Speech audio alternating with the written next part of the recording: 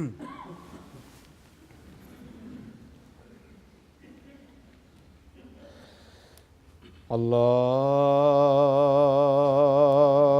أكبر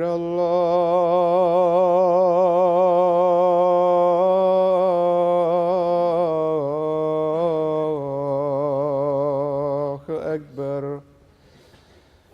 الله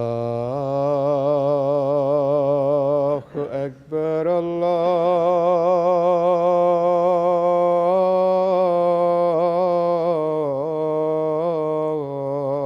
الله أكبر. أشهد أن لا إله إلا الله. أشهد أن لا إله إلا الله. أشهد أن محمدًا رسول الله.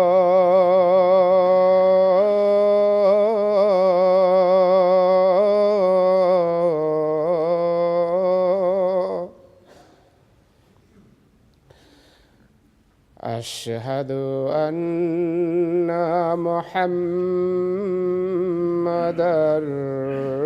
رسول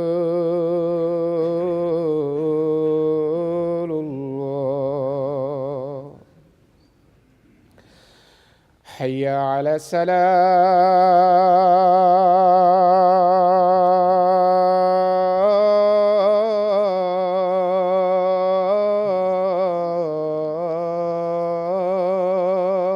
الصلاة.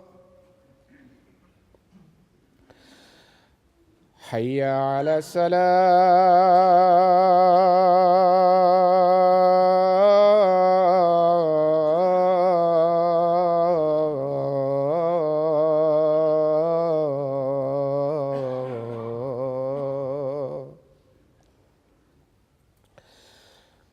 حي على الفلاح.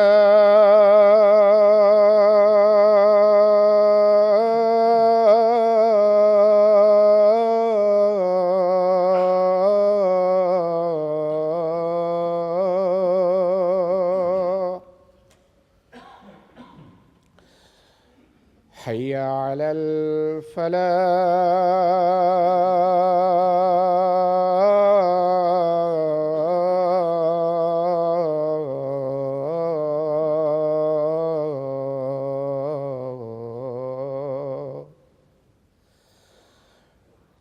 الله أكبر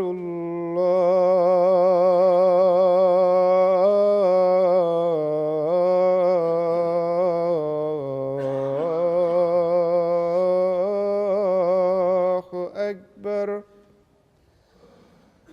لا إله إلا الله.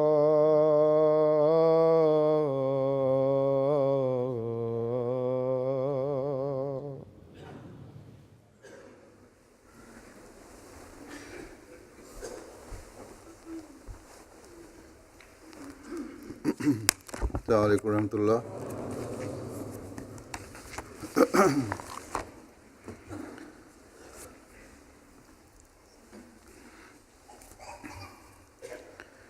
أشهد أن لا إله إلا الله وحده لا شريك له وأشهد أن محمدًا عبده ورسوله. أما بعد فأعوذ بالله من الشيطان الرجيم.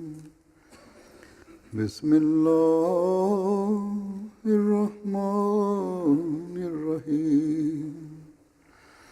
الحمد لله رب العالمين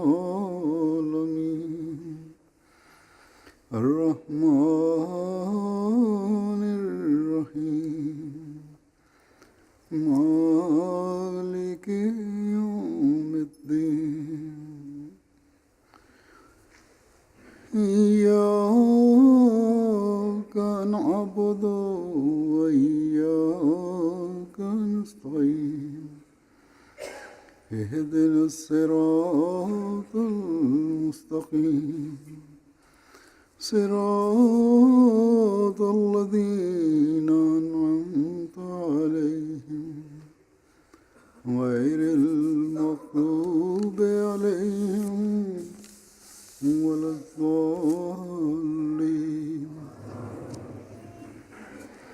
أمن يجيب المضطر إذا دعاه ويكشف السوء ويجعلكم خلفاء الأرض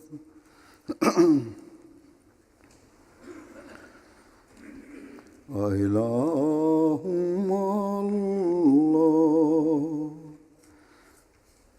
قليلا ما تذكرون.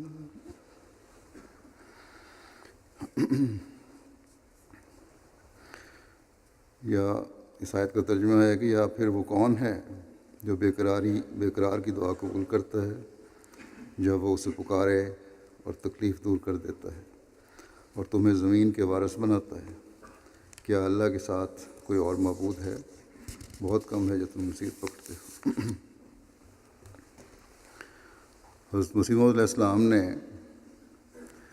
بار بار اپنی جماعت کے افراد کو یہی تلقین فرمائی ہے کہ دعاؤں کی طرف بہت توجہ دو، کیونکہ جماعتی ترقی، جماعت کا غلبہ اور دشمنوں کے مکروں اور ان کی کارروائیوں سے نجات دعاؤں ہی سے ملنی ہے.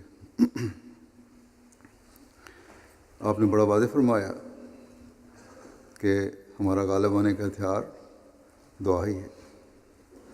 بس جب ہم نے ہر ترقی دعاؤں کے طفیل دیکھنی ہے اور ہر دشمن کو دعاؤں سے زیر کرنا ہے، تو پھر دعا کی اس اہمیت کو سامنے رکھتے ہوئے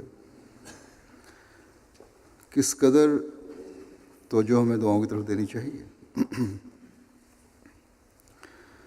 اور کس قدر توجہ ہم اس مقصد کے حصول کے لیے دعاؤں کی طرف دے رہے ہیں، اس کا اندازہ اور جائزہ ہم میں سے ہر ایک اپنی حالت کو دیکھ کر لگا سکتا ہے اور جائزہ لے سکتا ہے. گزشتہ دنوں مجھے ایک عزیز نے اپنی ایک خواب سنائی کہ میں اس عزیز کو کہہ رہا ہوں کہ رمضان بڑی جلدی ختم ہو گیا، ابھی تو میں نے جماعت سے اور زیادہ دعائیں کروانی تھی. اس میں ایک توجہ کا پہلو یہ بھی ہو سکتا ہے اور ہے یقیناً کہ رمضان میں جس طرح دعاؤں کی طرف توجہ رہتی ہے اس طرح اب توجہ نہیں رہے گی، اور جبکہ جماعت کو دعاؤں کی بہت ضرورت ہے، کیونکہ اس خواب کے سننے سے پہلے ہی میرے دل میں یہی تحریک تھی، اللہ تعالیٰ نے ڈالا کہ رمضان کے بعد کے خطبے میں بھی دعاؤں کی طرف توجہ دلاؤں. اس لیے اس شخص کی خواب میری توجہ کی تائید میں تھی، اس لیے مجھے مزید اس طرف توجہ دلائی. اللہ تعالیٰ کا یہی طریق ہے کہ مومنوں کو دوسروں کے ذریعے سے توجہ دلاتا ہے. بعض دفعہ بجائے براہ راست واضح توجہ دلانے کے گو کے دل میں ڈالا ہوتا ہے. رمضان کے بعد ہم عموماً دعاؤں کی طرف اتنی توجہ نہیں رکھتے، وہ شدت نہیں ہوتی جیسی کہ رمضان میں ہوتی ہے. اس وقت دنیا کے حالات، مسلم امہ کے حالات، خاص طور پر فلسطینیوں پر اسرائیل کا جو مسلسل ظالمانہ حملہ ہے، جس میں کل تک تو عارضی روک پیدا ہوئی تھی، لیکن آج سنا ہے پھر وہ سیز فائر جو ہے وہ ختم ہو گئی، اور الزام یہی دیا جا رہا ہے، بہرحال اللہ بہتر جانتا ہے حقیقت، کہ فلسطینیوں کی طرف سے پہلے راکٹ حملے کیے گئے۔ بہرحال اللہ کرے کوئی ایسی صورت پیدا ہو کہ یہ جنگ بندی مستقل ہو جائے اور ظلم بند ہو۔ اور پھر ہم یہ بھی دیکھتے ہیں کہ مسلمانوں کا ایک دوسرے پر ظلم اور گردنیں اڑانا اور قتل و غارت گری، اس کی بھی انتہا ہو رہی ہے۔ اور پھر ظلم کی انتہا ان کلمہ پڑھنے والوں کی طرف سے یہ ہے کہ اللہ اور رسول کے نام پر احمدیوں پر ظلم کر رہے ہیں، اور ڈھٹائی سے اس ظلم کو جاری رکھنے کے بہانے بھی تلاش کرتے ہیں اور بیانات بھی دیے جاتے ہیں۔ جاری رکھنا چاہتے ہیں ہر سطح پر اور ہر موقع پر احمدیوں کو اذیت دینا اور ان پر ظلم کرنا۔ اب پاکستان میں ملا کے زیر اثر غیر احمدیوں کا، اکثریت کا یا بہت بڑی تعداد کا شیوا بن چکا ہے، اور اگلی نسل میں بچوں میں بھی یہ زہر گھولا جا رہا ہے، ان کے دماغوں کو زہر آلود کیا جا رہا ہے، ان کے منہ سے بھی یہ الفاظ نکلتے ہیں بچوں کے منہ سے بھی، جن کو پتہ ہی نہیں دین کیا ہے یا کیا نہیں، یہ دشمنی کیا ہوتی ہے کیا نہیں، کہ احمدی کافر ہیں اور ان کو قتل کرنا جائز۔ اسکولوں میں اساتذہ کے ساتھ، احمدی اساتذہ کے ساتھ بچے اس لیے بدتمیزی کرتے ہیں کہ یہ احمدی ہے، جو مرضی اس کو کہو، اسکولوں سے نکالنے کی کاروائیاں ہوتی ہیں، ان سے پڑھنے سے انکار کیا جاتا ہے۔ گزشتہ دنوں ہی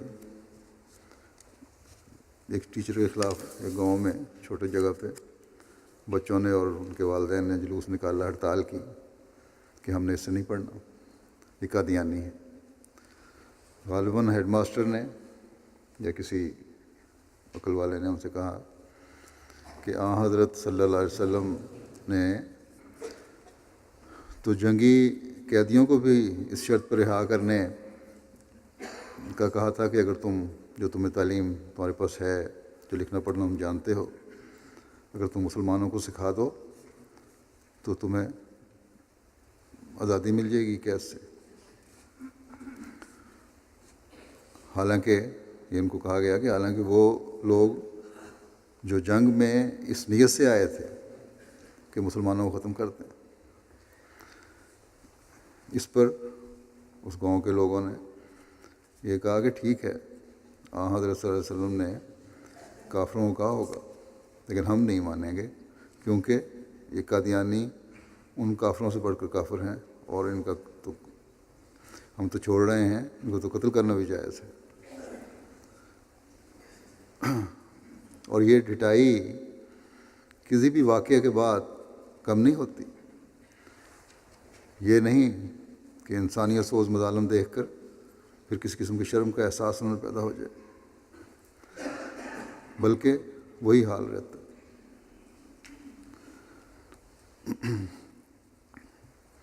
وہی لوگ جو گجرانوالہ میں ہمارے احمدی گھروں کے ہمسائے تھے اور عام حالات میں بول چال اٹھنا بیٹھنا بھی تھا، ان میں سے بعض ایسے بھی تھے جو خالی گھروں کو دیکھ کر جب یہ واقعہ ہوا تو لوٹ کسوٹ میں شامل ہو گئے۔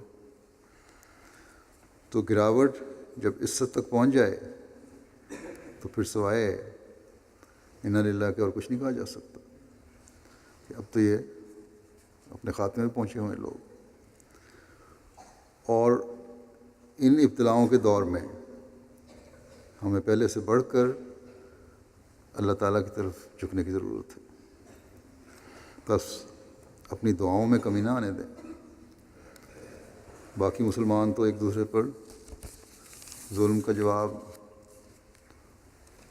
ظلم سے دے کر اپنا حساب پورا کر لیتے ہیں، لیکن ہم نے تو ہر ظلم کو آہ و فغاں میں ڈوب کر ختم کرنا ہے، اللہ تعالیٰ کے حضور گڑ گڑا کر اس سے دعا مانگ کر ختم کرنا ہے۔ حضرت مسیح علیہ السلام نے اپنے ایک شعر میں یہ فرمایا تھا کہ اردو جب بڑھ گیا شور و فغاں میں، نہاں ہم ہو گئے یار نہاں میں۔ بس یار نہاں میں ڈوبنے کی ضرورت ہے، اپنے اندر وہ کیفیت پیدا کرنے کی ضرورت ہے جو عرش کے پائے ہلا جانے والی ہو،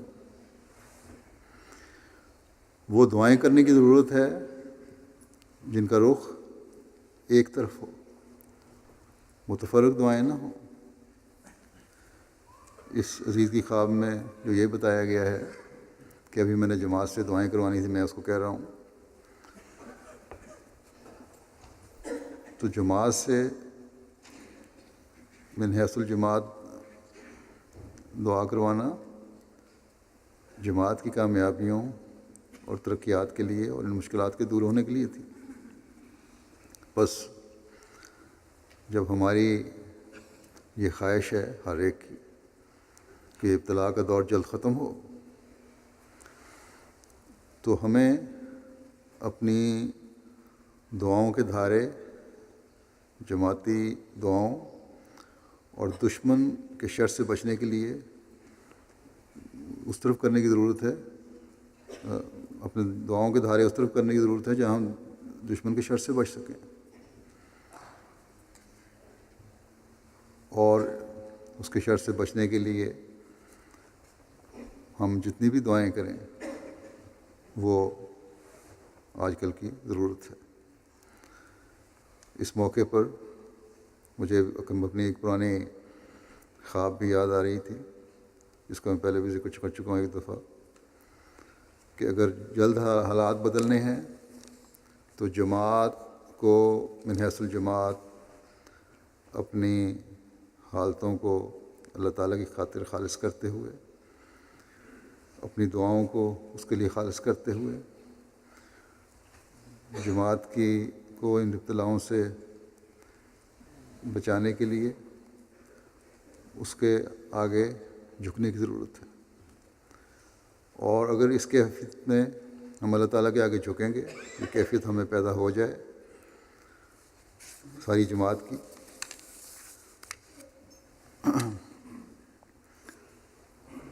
اور ہماری راتیں اس کیفیت میں گزریں کہ ہم نے جماعت کے لیے دعائیں کرنی ہیں، تو چند دن میں چند راتوں کی دعاؤں سے انقلاب آ سکتا ہے، ورنہ انقلاب آنا تو ہے، حالات بدلنے تو ہیں، لیکن اپنا وقت لیں گے۔ یہ تو اللہ تعالیٰ کا وعدہ ہے کہ حالات بدلیں گے انشاءاللہ تعالیٰ۔ جو پیغام مجھے دیا گیا تھا اس میں تمام جماعت کو، اپنے آپ کو جو لوگ حضرت مسیح علیہ السلام کی طرف منسوب کرتے ہیں، ان کو خالص ہو کر دعا کرنا شرط ہے۔ اس وقت بھی خواب میں مجھے یہی تاثر تھا کہ پاکستان کے احمدیوں کے لیے یہ پیغام ہے۔ بس پاکستان کے احمدیوں کو، چاہے وہ امیر ہیں، غریب ہیں، مرد ہیں، عورتیں ہیں، ان کو خاص طور پر اس طرف توجہ دینے کی ضرورت ہے، کیونکہ احمدیت کے حوالے سے اس وقت سب سے زیادہ ظلم پاکستان میں ہی ہو رہا ہے، اور دنیا کے احمدیوں کو بھی عموماً اس طرف توجہ کی ضرورت ہے، کیونکہ احمدیت کی فتح سے ہی دنیا کی بقا وابستہ ہے۔ مسلم امہ کا اللہ تعالیٰ کے فضلوں کو حاصل کرنا احمدیت کی فتح سے ہی وابستہ ہے، ظلم و تعدی کا خاتمہ اسی سے وابستہ ہے۔ بس چاہے وہ فلسطینیوں کو ظلم سے آزاد کروانا ہے یا مسلمانوں کے ظالم حکمرانوں کو مسلمانوں کو ان کے ظالم حکمرانوں سے آزاد کروانا ہے، اس کی ضمانت صرف احمدیوں کی دعائیں ہی بن سکتی ہیں۔ ان دعاؤں کا حق ادا کرنے کی ہمیں ضرورت ہے۔ اس وقت ظلم کی چکی میں سب سے زیادہ احمدی پس رہے ہیں، اس لیے ہماری دعائیں ہی مستر کی دعاؤں کا رنگ اختیار کر کے نہ صرف اپنی آزادی بلکہ انسانیت کے ظلموں سے نجات کا، انسانیت کی بھی ظلموں سے نجات کا ذریعہ بن سکتی ہیں۔ بس ہمیں اپنی ذمہ داریاں سمجھنے کی ضرورت ہے۔ حضرت مسیح موعود علیہ السلام فرماتے ہیں کہ ابتلاؤں میں ہی دعاؤں کے عجیب و غریب خواص اور اثر ظاہر ہوتے ہیں، اور سچ تو یہ ہے کہ ہمارا خدا دعاؤں ہی سے پہچانا جاتا ہے۔ بس جیسا کہ میں نے کہا کہ آج احمدیوں سے زیادہ اور کون ان ابتلاؤں میں ڈالا جا رہا ہے؟ آج احمدیوں سے زیادہ اور کون ہے جس پر ہر طرف سے ظلم بعض مسلمان ممالک میں روا رکھا جا رہا ہے؟ ان ملکوں کے اکثر شرفاء، بلکہ تمام ہی کہنا چاہیے، ان کی شرافت جیسا کہ حضرت مسیح مسیح علیہ السلام اللہ تعالیٰ فرمایا کرتے تھے کہ گونگی شرافت ہو چکی ہے۔ ایسے میں معجزانہ دعاؤں کے فیض حاصل کرنے کے لیے ہمیں خاص توجہ کی ضرورت ہے۔ یہ آیت جو میں نے تلاوت کی ہے، اس میں اللہ تعالیٰ نے یہی فرمایا کہ دیکھو مصیبت زدہ لوگوں کی دعاؤں کو کون قبول کرتا ہے؟ صرف اللہ تعالیٰ ہی قبول کرتا ہے، اور وہ جب وہ ایسی حالت میں ہوں جب مستر ہوں۔ مستر اس کو کہتے ہیں جو اپنے چاروں طرف مشکلات اور ابتلاؤں کو دیکھتا ہے، اسے اپنی کامیابی کا کوئی مادی یا دنیاوی راستہ نظر نہیں آتا، اور صرف ایک راستہ نظر آتا ہے، اور وہ خدا تعالیٰ کی طرف جانے کا راستہ ہے۔ اللہ تعالیٰ کہتا ہے یہ مستر ہیں جو میری طرف آتے ہیں، جو دنیا کے تمام راستے جن کے لیے بند اور مسدود ہو چکے ہوتے ہیں۔ مستر کا مطلب یہ نہیں ہے کہ جب کوئی راستہ نظر نہ آئے تو گھبراہٹ میں اضطراب شروع ہو جائے کہ کدھر جائیں ہم، بلکہ مستر کا مطلب ہے کہ جب تمام راستے بند ہو جائیں، جیسا کہ میں نے کہا تمام راستے مسدود ہو جائیں، تو ایک طرف روشنی کی کرن نظر آئے اور وہ اس کی طرف دوڑے۔ اگر ہر طرف آگ نظر آ رہی ہو تو دیوانوں کی طرح بے چین ہو کر دوڑنے والے کو مستر نہیں کہتے، کیونکہ اس طرح وہ گھبراہٹ میں اگر دوڑے گا تو خود آگ میں پڑ جائے گا، بلکہ ہر طرف کی آگ دیکھنے کے بعد اسے جب ایک امن کا راستہ نظر آ رہا ہو، اسے ایک طرف پناہ نظر آ رہی ہو، تو اس معین راستے کی طرف وہ چلا جائے، تو وہ شخص ایسا ہے جو مستر کہلاتا ہے۔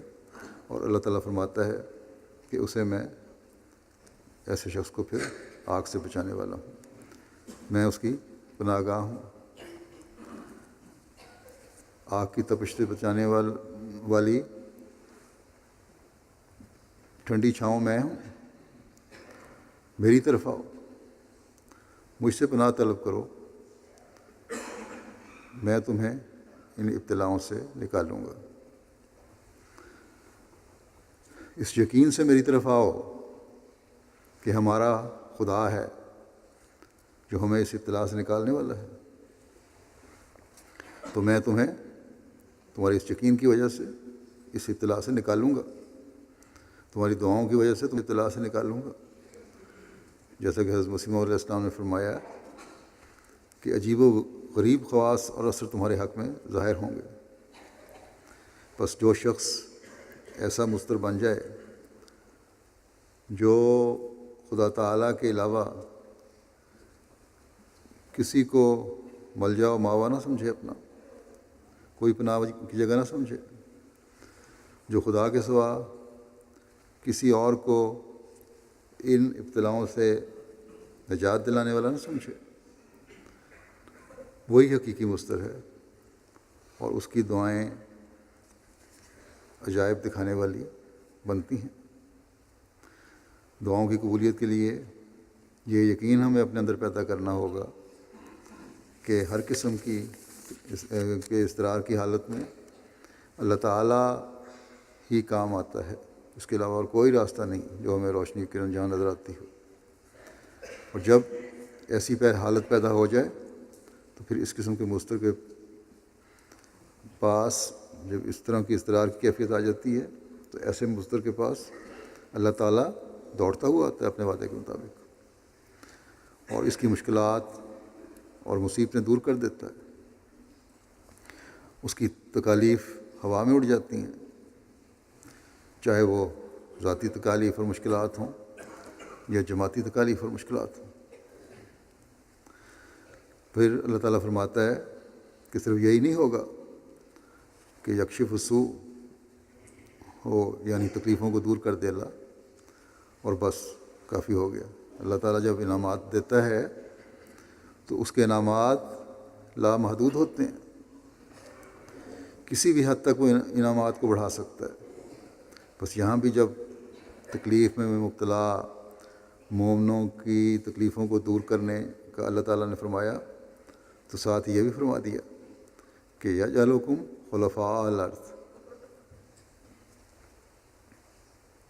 کہ وہ تمہیں زمین کے وارث بنا دیتا ہے۔ وہ بڑے بڑے ظالموں، جابروں اور سرکشوں کو تباہ کر کے مظلوم اور کمزور نظر آنے والوں کو ان کی جگہ بٹھا دیتا ہے۔ بس جہاں انفرادی طور پر مضطر کی دعا سن کر اللہ تعالیٰ اس کی تکلیف کو دور کرتا ہے، وہاں قومی رنگ میں بھی اس کی تکلیفوں اور ابتلاؤں کو دور کرتا ہے۔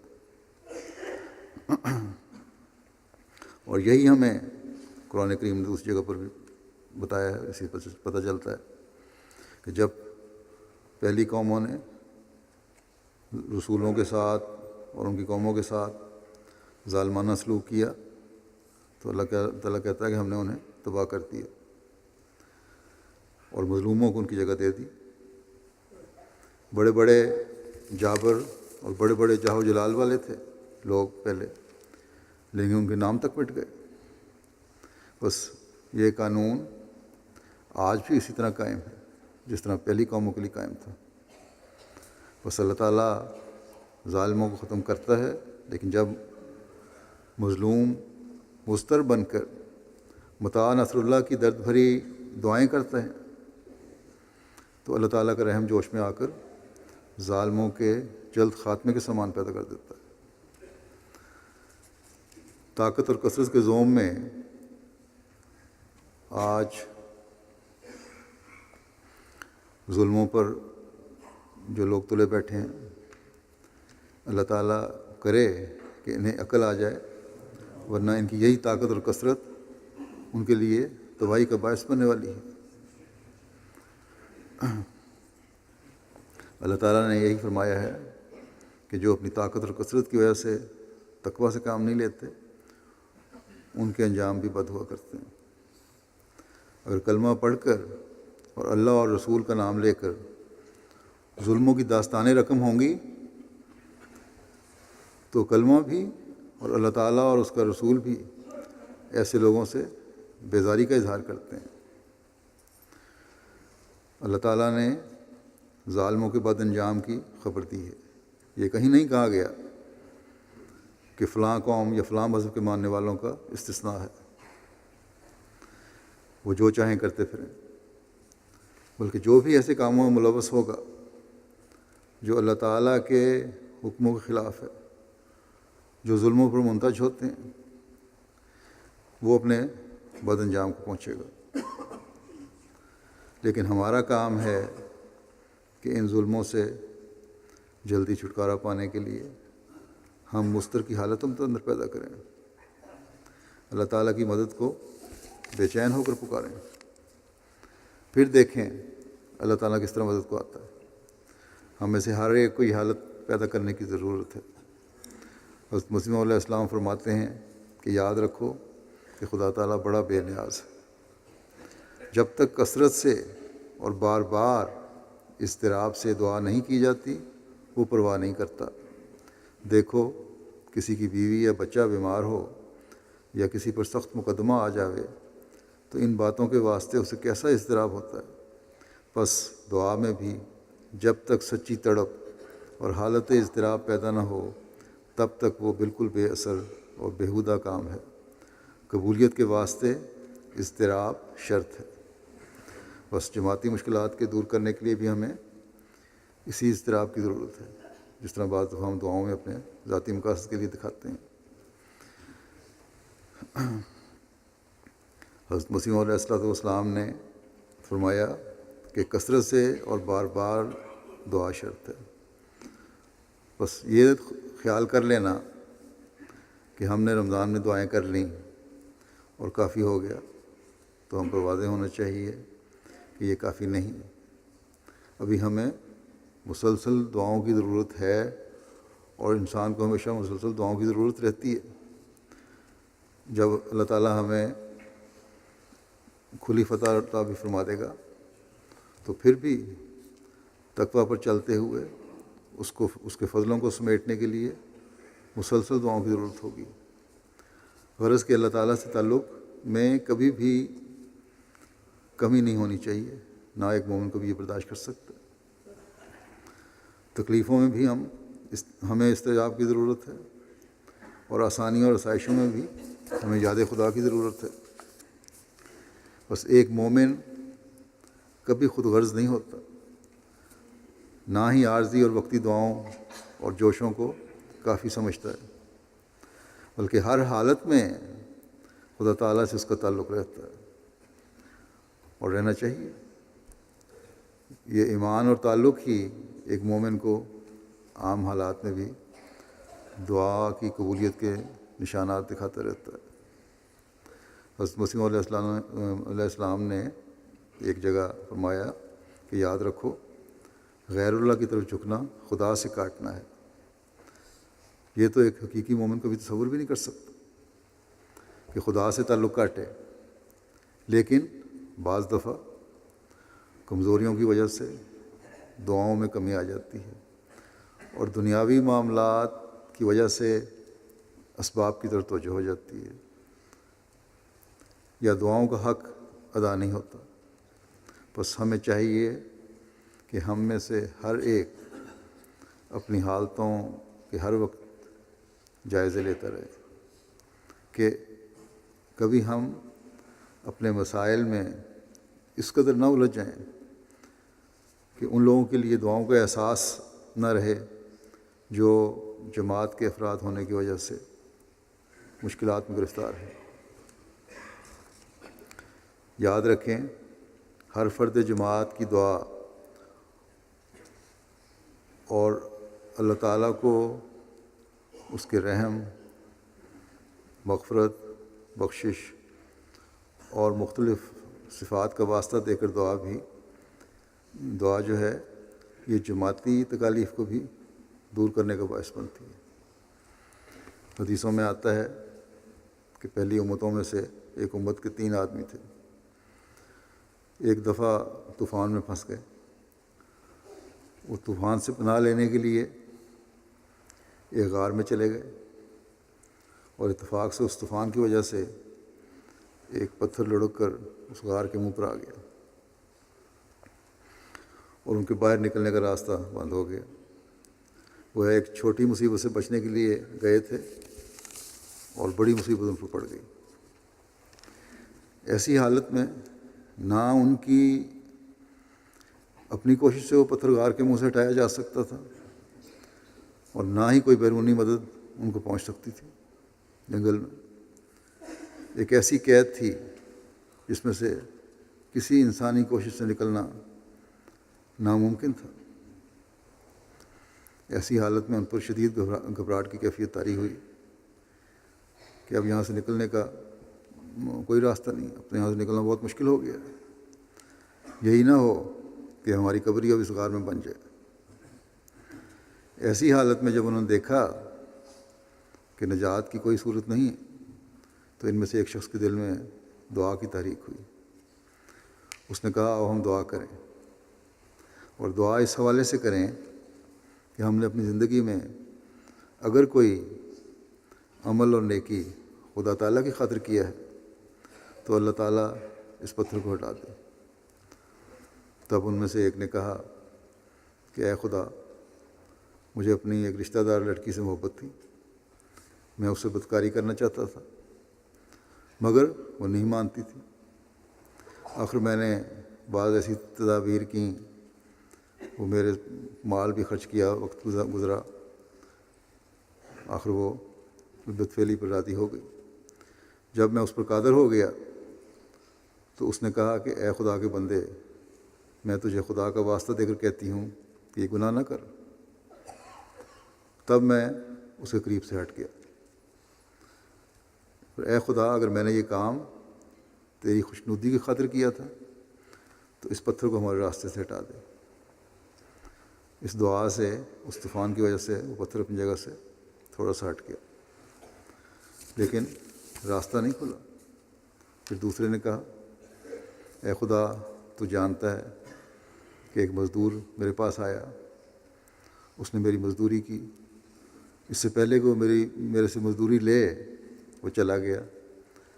یہ مزدوری تقریباً 9 سیر دانے کے برابر بنتی ہے جو صاحب بنتا ہے اس میں۔ تو میں نے اس کی مزدوری کا جو دانے تھے اس کی فصل لگا دی، ان کو بو دیا، وہ فصل اچھی ہوئی، اس میں سے میں نے کچھ جانور خرید لیے جو بڑھتے بڑھتے بھیڑوں بکریوں کا ایک گلہ بن گئے۔ پھر یوں ہوا کہ کئی سالوں کے بعد وہ میرے پاس آیا اور اپنی مزدوری مانگی۔ میں نے کہا کہ یہ بکریوں کا گلہ تمہارا ہے، تم لے جاؤ۔ ایک وادی میں پھیلا ہوا تھا۔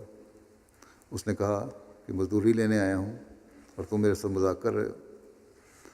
تب میں نے اس سے کہا کہ تمہاری مزدوری سے میں نے تجارت کی تھی جس سے اتنا بڑا ریوڑ بن گیا، یہ تمہارا ہے۔ اس پر وہ ریوڑ لے کر چلا گیا کہ اے خدا، اگر یہ کام میں نے تیری خوشنودی اور رضا کی خاطر کیا ہے تو ہم پر رحم کر اور یہ پتھر ہٹا دے۔ اس پر ہوا کے ایک تیز جھکڑ نے اس پتھر کو تھوڑا سا اور سرکا دیا، لیکن ابھی بھی راستہ نہیں تھا باہر نکلنے کا۔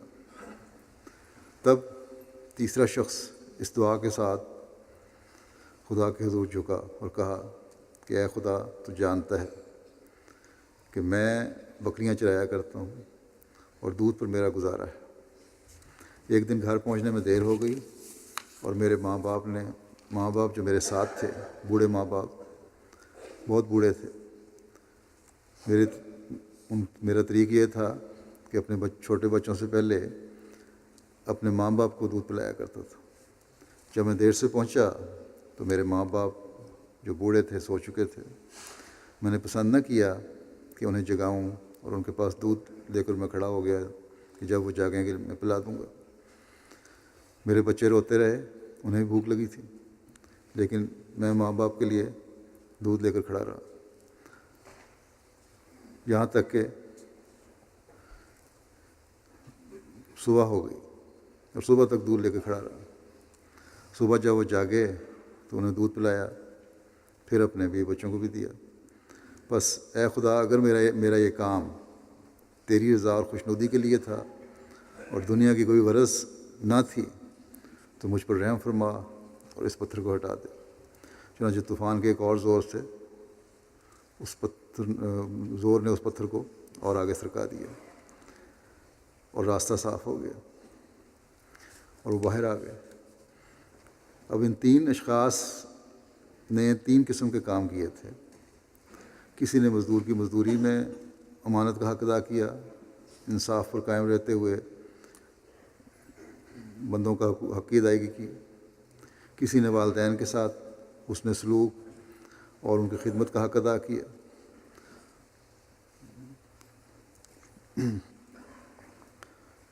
تیسرا، زنا کے گناہ سے اللہ تعالیٰ کی رضا کی خاطر بچا اور اس حوالے سے دعا کی۔ لیکن ان سب کی دعاؤں کا مقصد مشترکہ تھا کہ پتھر ہٹ جائے، اور وہ پتھر ہٹ گیا۔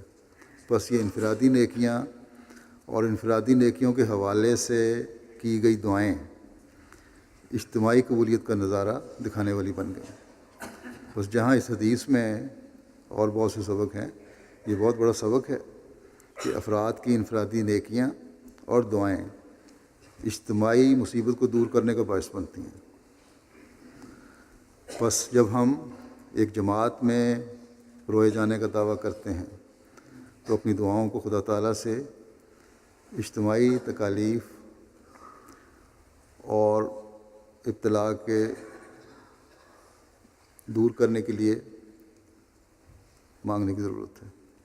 صرف اپنی ذاتی مشکلات اور پریشانیوں کو اپنا سمجھتے ہوئے ان کے لیے دعاؤں میں ہی نہ ڈوبے رہیں، بلکہ جماعتی دعاؤں میں بھی وہ اضطراب اور اضطرار پیدا کریں جو اپنی ذاتی پریشانیوں کو دور کرنے کے لیے ایک انسان میں پیدا ہوتا ہے۔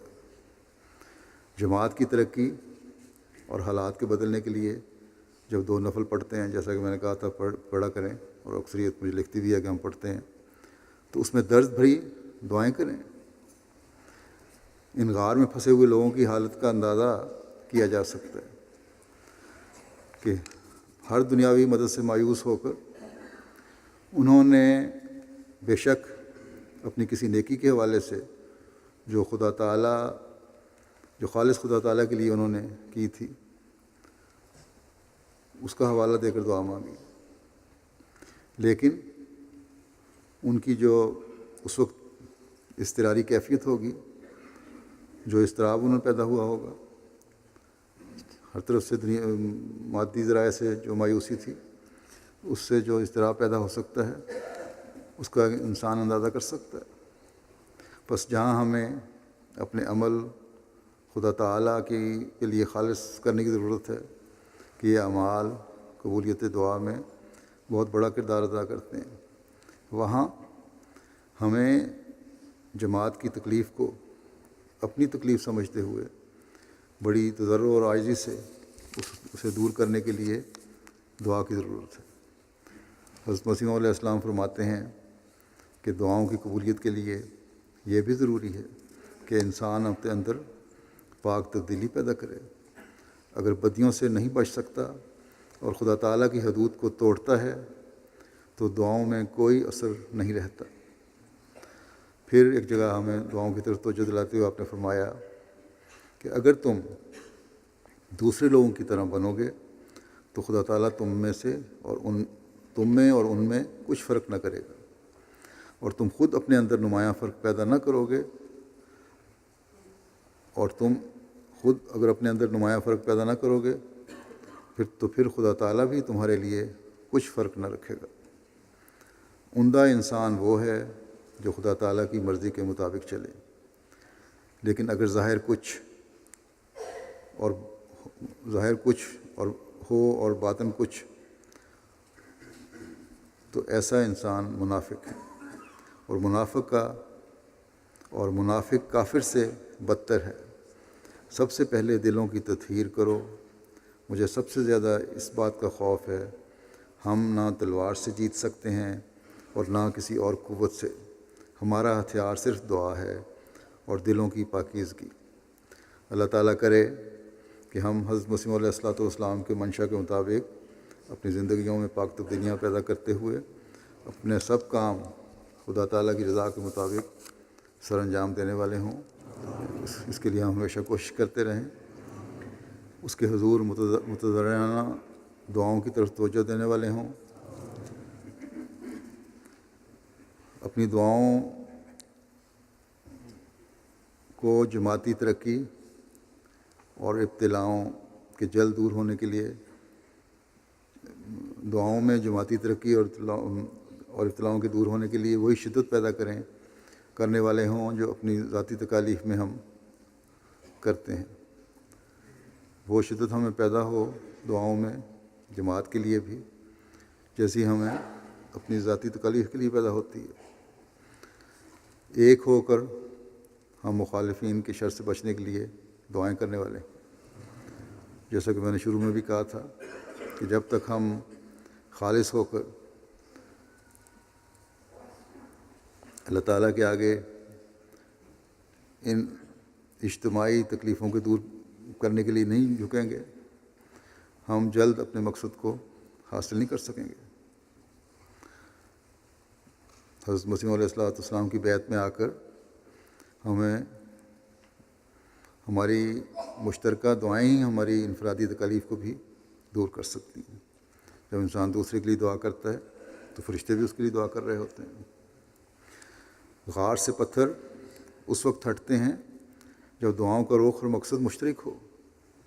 بس کسی فرد جماعت کو اس خود غرضی میں نہیں پڑنا چاہیے کہ میں ٹھیک ہوں تو بس سب ٹھیک ہے۔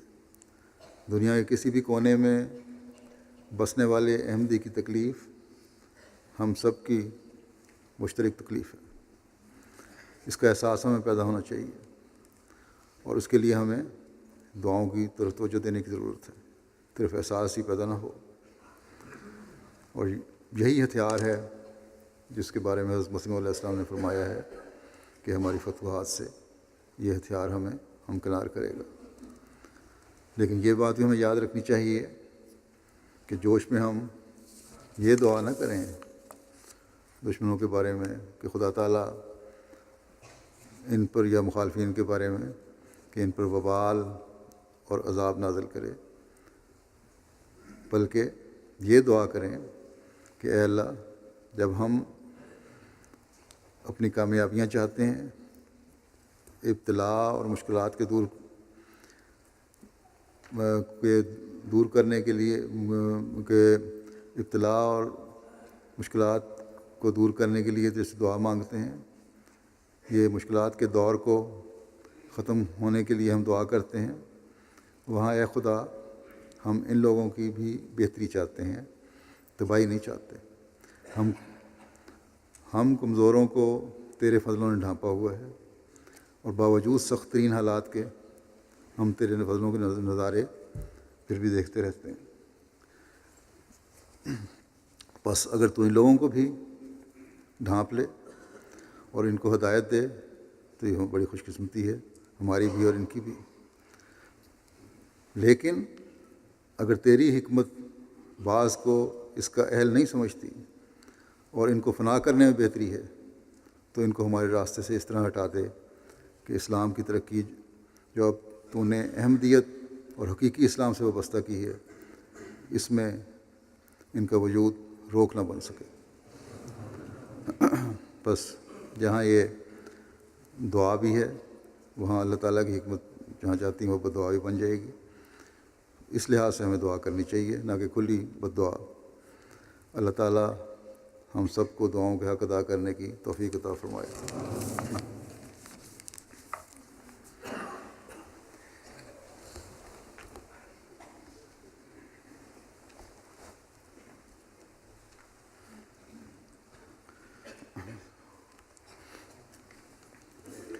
الحمد لله نحمده ونستعينه ونستغفره ونؤمن به ونتوكل عليه ونعوذ بالله من شرور أنفسنا ومن سيئات أعمالنا، من يهده الله فلا مضل له ومن يضلل فلا هادي له، ونشهد أن لا إله إلا الله ونشهد أن محمدا عبده ورسوله۔ عباد الله رحمكم الله، إن الله يأمر بالعدل والإحسان وإيتاء ذي القربى وينهى عن الفحشاء والمنكر والبغي يعظكم لعلكم تذكرون۔ اذكروا الله يذكركم وادعوه يستجب لكم ولذكر الله أكبر.